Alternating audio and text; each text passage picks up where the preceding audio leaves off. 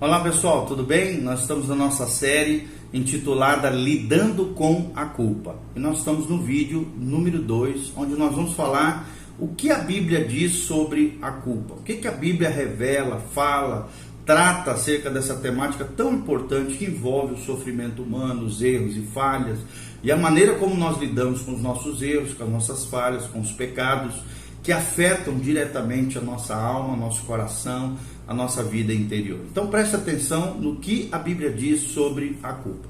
Quando as pessoas falam, sobre a culpa, geralmente elas se referem à culpa subjetiva, ou seja, aquela culpa que se sente de dentro do homem, subjetivamente, no interior de nós.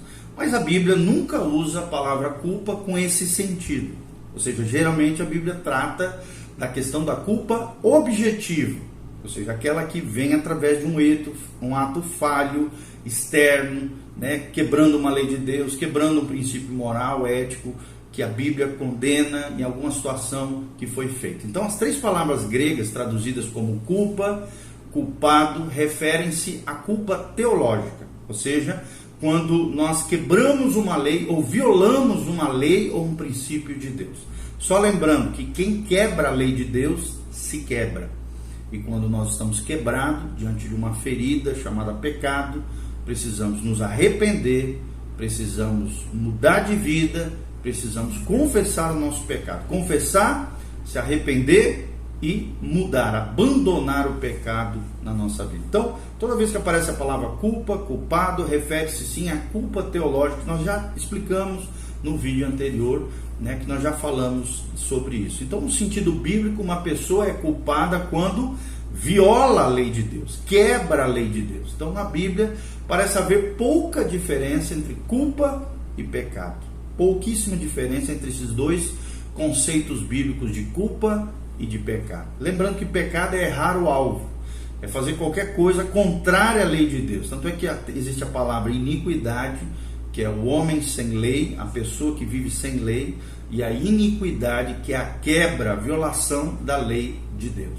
Então, para os cristãos, isso tem sim implicações importantes.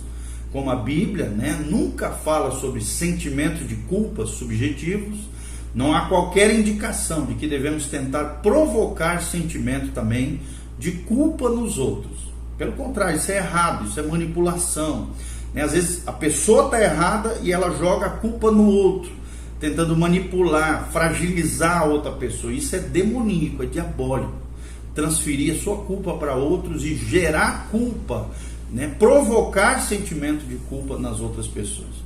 Apesar disso, nós sabemos do fato, muitos pais, professores, pregadores, às vezes televangelistas, conselheiros, até bem intencionados, tentam provocar a culpa nos outros, acreditando que isso irá motivar as pessoas ou estimular o crescimento cristão, talvez punir os transgressores, evitar o orgulho ou impedir que as pessoas venham a pecar no futuro, ou então aumentar as contribuições financeiras, o que é um grande equívoco, tudo isso que nós estamos falando. Os incrédulos, claro, se aproveitam disso e têm criticado essas táticas, argumentando corretamente, dentro do nosso ponto de vista, que elas acabam gerando sentimentos de culpa perniciosos e tendem a ser manipuladores. Então, todo sentimento de culpa produzido por alguém cujo objetivo é extrair, se aproveitar, manipular alguém, é algo errado, equivocado, antiético, antibíblico, diabólico e manipulador. Então, será que é possível, pergunta que nós te fazemos, sobre essa temática toda, ajudar as pessoas a lidar com seu pecado ou culpa objetiva, sem gerar sentimentos de culpa perniciosos, destrutivos, que venham acabar com a vida da pessoa?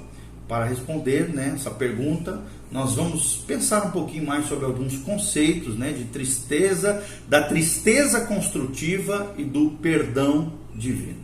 Quando nós falamos sobre a tristeza construtiva, também chamada de tristeza santa, é um termo usado por Nahamur, um grande teórico aqui cristão, onde ele se baseia em 2 Coríntios 7, de 8 a 10. Vou ler para vocês 2 Coríntios 7, vou procurar aqui, 2 Coríntios 7, de 8 a 10. Olha o que a Bíblia diz: Portanto, ainda que vos tenha contristado com a carta, né, Paulo escreveu a carta aos Coríntios, não me arrependo, embora me tenha arrependido.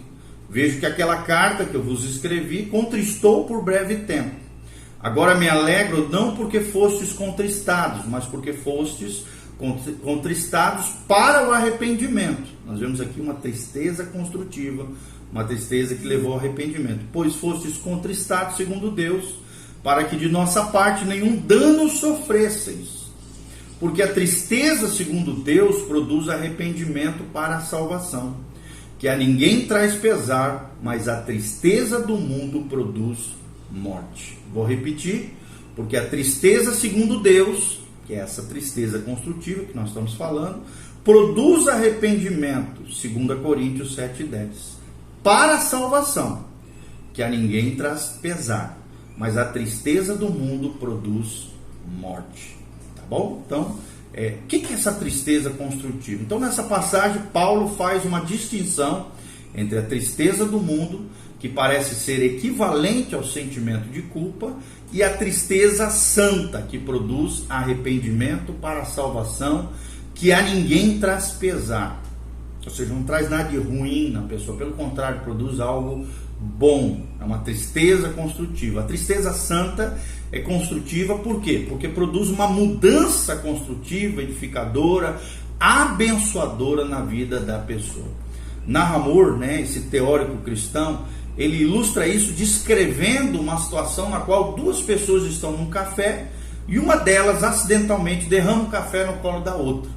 Então, uma reação de culpa seria: como eu sou desastrado, olha só a sujeira que eu fiz, sou tão desajeitado, me desculpe. A pessoa que derrama o café se sente um idiota e começa a se criticar. Já a tristeza construtiva é diferente. A pessoa poderia dizer: puxa vida, sinto muito, deixa eu te ajudar a limpar isso. Ou seja, você viu que foi positivo. Foi produzida uma tristeza, mas a reação foi positiva, correta, foi lá ajudar aquela pessoa que ele havia deixado cair o café. Então, e mais tarde, né, dentro dessa história, se ofereceria para pagar a conta da tinturaria daquela pessoa que havia manchado talvez a sua calça, o seu vestido, a sua roupa. Então, a primeira reação é uma culpa psicológica, autocondenatória, tristeza segundo o mundo, e não é bíblica, não é correta. Não é assim que nós temos que reagir. Já a segunda é uma tristeza bíblica, correta, abençoada, tristeza construtiva, ou seja, está de acordo com a Escritura e é positiva, edificadora, abençoadora. Então, Nahamur, esse teórico, levanta essa hipótese de que muitos cristãos passam por repetidos ciclos de pecados, sentimentos de culpa, confissão, alívio temporário e depois mais e mais pecado. Para alguns, a passagem, por exemplo, de 1 João 1,9 é para ser usada como uma espécie de tira-manchas psicológico para remover a culpa emocional, mas nunca ocorre uma verdadeira mudança na vida da pessoa. E isso não deveria ser assim, né? Obviamente, a culpa, a tristeza construtiva deve gerar arrependimento para a salvação, que nós já falamos. Isso se deve ao fato de que a confissão, na verdade, se baseia, né, quando ele tem essa confissão, né, como uma espécie de tira-manchas psicológico para remover a culpa emocional, é uma espécie de confissão que se baseia no motivo egoísta, ou seja, aliviar o sentimento de culpa. E assim que o alívio vem, a pessoa se sente livre para pecar novamente e o ciclo acaba se repetindo. O que é um equívoco, é um erro, é o que os especialistas de cura interior chamam de ciclo da derrota. É quando a pessoa ela erra, chora, vai lá, pede perdão, confessa, aí se sente livre para pecar de novo, peca de novo e fica de derrota em derrota, de pecado em pecado, num ciclo de derrota, numa posição espiritual terrível, complexa e perigosa diante de Deus, onde esse ciclo de pecado se repete. Então, por outro lado, depois, por exemplo, de negar a Jesus, o que aconteceu com Pedro? Pedro chorou amargamente, de forma copiosa. Ele experimentou profundo remorso, né? Um arrependimento sincero, um genuíno desejo de mudança. Tanto é que se transformou entre os maiores apóstolos ali dos discípulos e seguidores de Jesus. Então, ao confessar o seu pecado, Pedro foi liberto de todo sentimento de culpa e soube que estava, então, perdoado. O perdão divino é um dos principais temas da Bíblia, principalmente no Novo Testamento. Jesus Cristo veio ao mundo para morrer, para que a humanidade pecadora pudesse ser perdoada e então pudessem desfrutar novamente de completa comunhão com Deus. Embora algumas passagens da Bíblia mencionem o perdão sem discutir o arrependimento, outras sugerem que pelo menos duas condições precisam ser satisfeitas para que Deus perdoe alguém.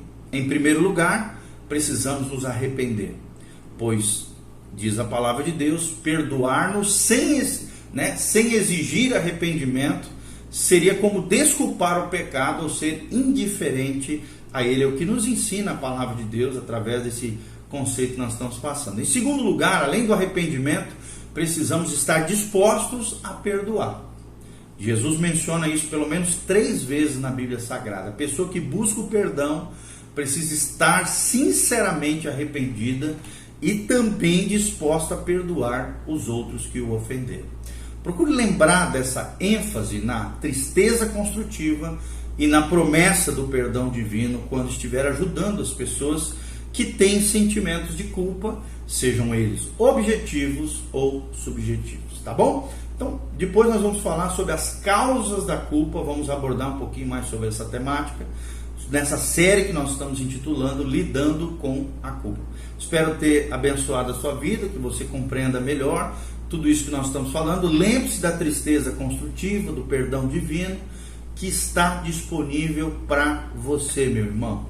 Saia desses pesos, desses grilhões, dessas amarras, dessa carga excessiva que você está carregando, essa culpa subjetiva, muito menos, às vezes até uma culpa irreal, né? Sem base nenhuma, ou instituída, colocada por Satanás para te deixar preso, cativo a algum pecado ou alguma situação. Saia, seja livre, e conhecereis a verdade, e a verdade vos libertará. Se o Filho vos libertar, verdadeiramente sereis livres. Jesus tem perdão disponível para você. Arrependa-se, perdoe os outros, confesse seu pecado e abandone aquela prática equivocada. Que Deus te abençoe, em nome de Jesus. Amém e amém.